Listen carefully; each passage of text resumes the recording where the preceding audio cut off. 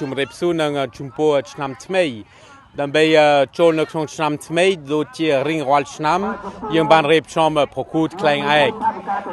ឆ្នាំនេះជាលើកទី15ប៉ុន្តែឆ្នាំនេះដោយសារយើងកំពុងបារម្ភអំពីសន្តិភាពយើងកំពុងចូលនៅក្នុងកាបាញ់សង្គ្រាមហើយយើងអរគុណសន្តិភាពដែលបានត្រឡប់មកវិញពីថ្ងៃទី27ខែ12កន្លងមកប៉ុន្តែយើងបានបារម្ភច្រើនហេតុនេះហើយឆ្នាំនេះខ្ញុំបានថាយើងនៅធ្វើខ្លែងឯកដដែលក៏ប៉ុន្តែយើងធ្វើដោយនឹកឃើញសន្តិភាព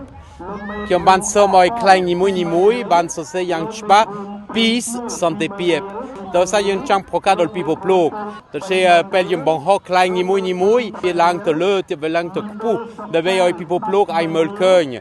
សន្តិភាពដែលយើងចង់បាន Peace ដែលយើងចង់បាននៅពេលយើងមើលឃើញសង្គ្រាមដែលកើតឡើងណែនាំឲ្យយើងភ្ញាក់ស្មារតីម្ដងទៀតដោយយល់ថាសន្តិភាពមានតម្លៃណាស់សន្តិភាពជាអ្វីដែលយើងពិបាកបង្កើតជាអ្វីដែលយើងស្រួលបំផ្លាញប៉ុន្តែកន្លងមកយើងបានយកចិត្តទុកដាក់និងខ្ញុំអរគុណដល់រដ្ឋាភិបាលអបូសាទរដល់ប្រជាជនរបស់យើងទាំងអស់ដែលបានយកចិត្តទុកដាក់សហការគ្នាដើម្បីជួយទាំងកងទ័ពនៅជុំមុខដូចជាប្រជាជនរបស់យើងដែលជាជនភៀសសឹកយ៉ាងច្រើនបំផុតនៅក្នុងស្រុកត្រាំកក៏យើងបានសហការគ្នាមែនទែនជាមួយព្រះសាគុំកាតូលិកជាមួយវត្តផ្ទាល់ខ្លួនបានទៅជាមួយចៅអធិការវត្ត7កន្លែង7វត្តដើម្បីទៅដល់បាត់ដំបងយើងទៅដល់ពុកសាទយើងទៅដល់បន្ទាយមានជ័យនិងថ្មីនេះជាមួយខេត្តតាកែវបានចូលរួមនៅក្នុងពិធីបួងសួងជាមួយព្រះសង្ឃ1300អង្គជាមួយប្រជាជនជាង1500នាក់ដើម្បីទូលងវឲ្យសុខសន្តិភាពយាមកនិងយើងឃើញផ្លែទៅរៀនចូលនៅក្នុងឆ្នាំ2026ដោយមានអំណរដោយសារសន្តិភាពត្រឡប់មកវិញនិងយើងសង្ឃឹមខ្លែងឯកថ្ងៃនេះជាសញ្ញាដែលយើងថែរក្សាវប្បធម៌ដែលណែនាំឲ្យយើងកសាងសន្តិភាពហើយយើងមានប្រាសាទព្រះវិហារយើងមានប្រាសាទអង្គរដែលយើងបានគូរនៅលើខ្លែងឯកនឹកឃើញដល់បារម្ភដោយសារពេលយើងឃើញបាញ់ប្រាសាទដូចជាពិសេសប្រាសាទព្រះវិហារដែលជាទ្រព្យសម្បត្តិពិភពលោកតាមរយៈ UNESCO និងខ្ញុំបានសរសេរសម្បត្តិដល់ UNESCO ដែរសរសេរសម្បត្តិដល់ប្រធាន UNESCO នៅប៉ារីសដើម្បីឲ្យគាត់យល់ថាសម្លេងរបស់យើងនៅប្រទេសកម្ពុជាក៏យើងមានគ្រប់